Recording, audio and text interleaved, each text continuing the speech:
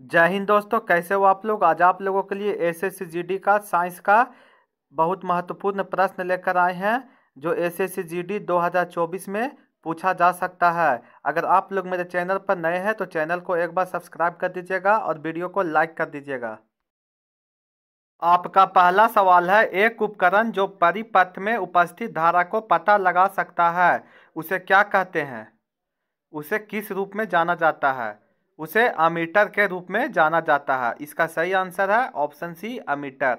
आपका अगला सवाल है, निम्नलिखित में से किस उपकरण का उपयोग हवाई या गैस की आर्द्रता का मापने के लिए किया जाता है।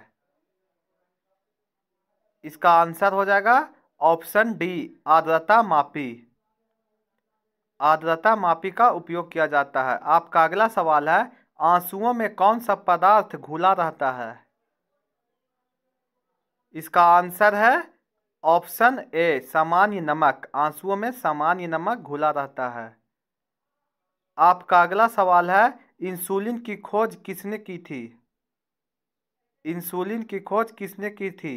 इसका आंसर है ऑप्शन ए, बेंटिंग ने की थी।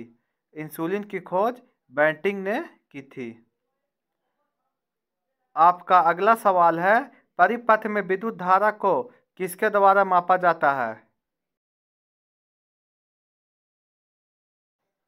अमीटर। परिपथ में विद्युत धारा को अमीटर द्वारा मापा जाता है। इसका सही आंसर हो जाएगा ऑप्शन बी, एमीटर।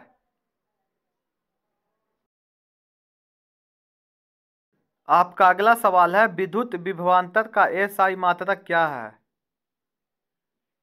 इसका आंसर है वोल्ट। विद्युत विभवांतर का एसआई मात्रक वोल्ट है। इसका सही आंसर है ऑप्शन सी, वोल्ट। आपका अगला सवाल है, वास्तविक वस्तु का आभासी प्रतिबिंब बनता है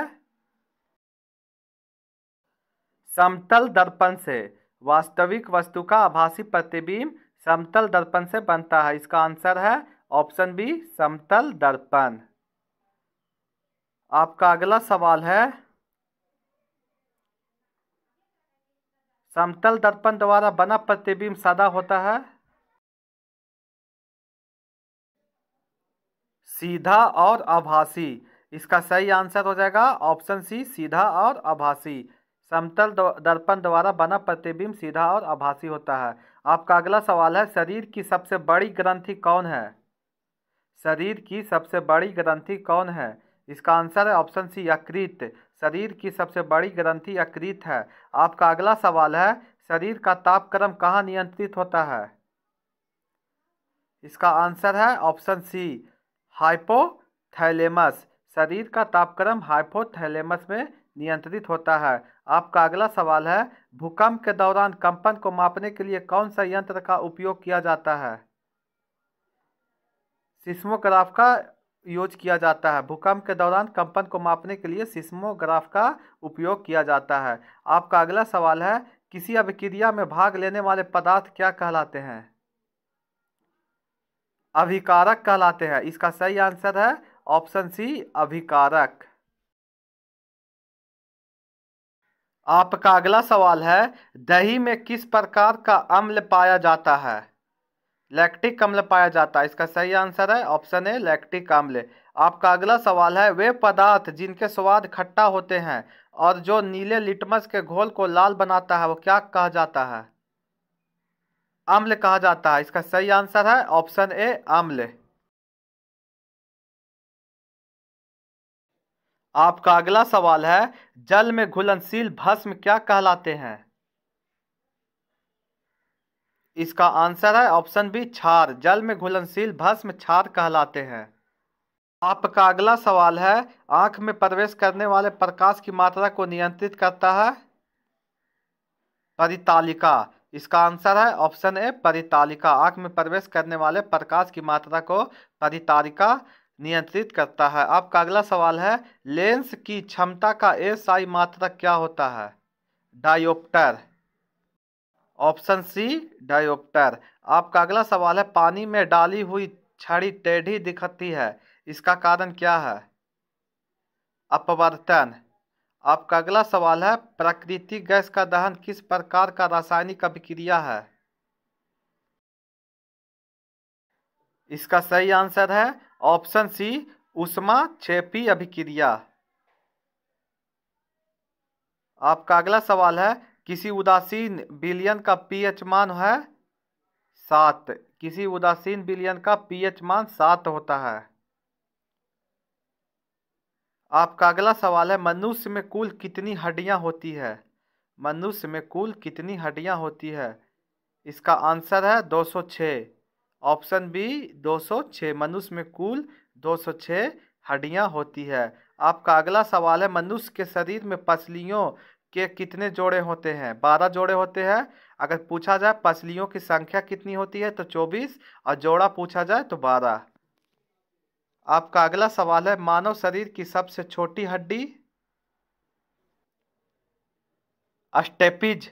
इसका सही आंसर है ऑप्शन सी, स्टेपिज। मानव शरीर की सबसे छोटी हड्डी स्टेपिज है। आपका अगला सवाल है, मानव शरीर की सबसे लंबी हड्डी कौन सा है? फीमर। इसका सही आंसर है ऑप्शन डी, फीमर। मानव शरीर की सबसे लंबी हड्डी फीमर है। आपका अगला सवाल है, मनुष्य में पाचन क्रिया कहाँ प्रारंभ होती है? मुख से होती है। इसका सही आंसर है ऑप्शन सी, मुख। आपका अगला सवाल है, इंसुलिन की खोज किसने की? बैटिंग व बेस्ट ने की। इसका सही आंसर है ऑप्शन बी, बैटिंग व बेस्ट इंसुलिन के खोज की।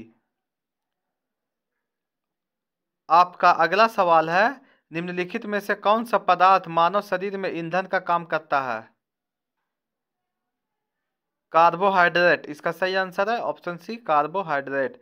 आपका अगला सवाल है, जब कांच की छड़ को रेशम से रगड़ा जाता है तो छड़ धनावेशित हो जाती है। इसका सही आंसर है ऑप्शन बी, धनावेशित हो जाती है। आपका अगला सवाल है, चुंबकीय फ्लक्स का मात्रक? वेबर है। इसका सही आंसर है ऑप्शन ए, वेबर। चुंबकीय फ्लक्स का मात्रक वेबर है। आपका अगला सवाल है, परमाणु के नाभिक में होते हैं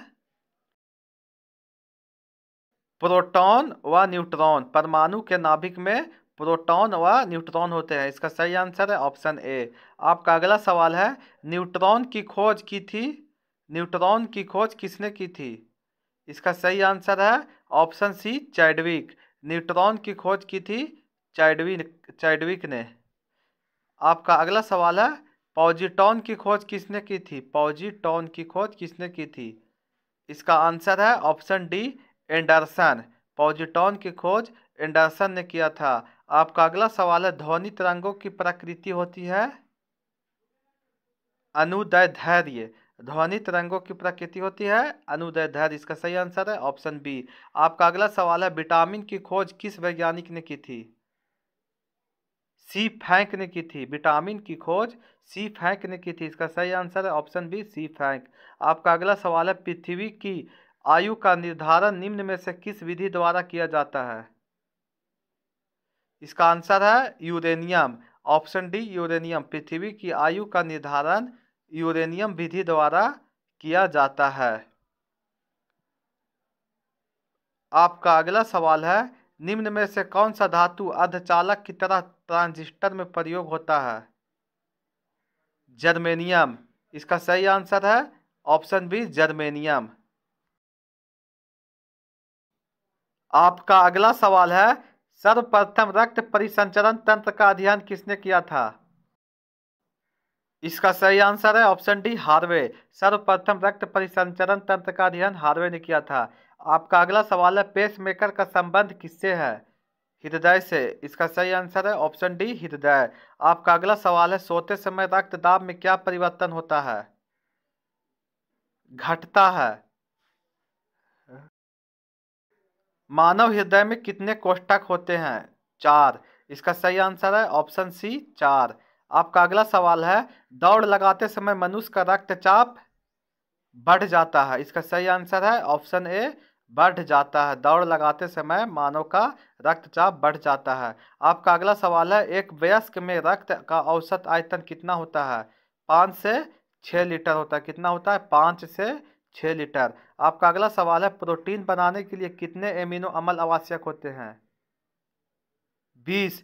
इसका सही आंसर है ऑप्शन सी, 20। आपका अगला सवाल है, प्रकाश के विद्युत चुंबकीय स्वरूप की खोज किसने की?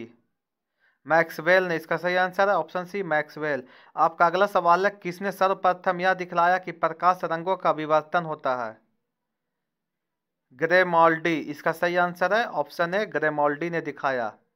अगर आप लोग मेरे चैनल को अभी तक सब्सक्राइब नहीं किए तो सब्सक्राइब कर दीजिएगा और वीडियो को एक बार लाइक कर दीजिएगा।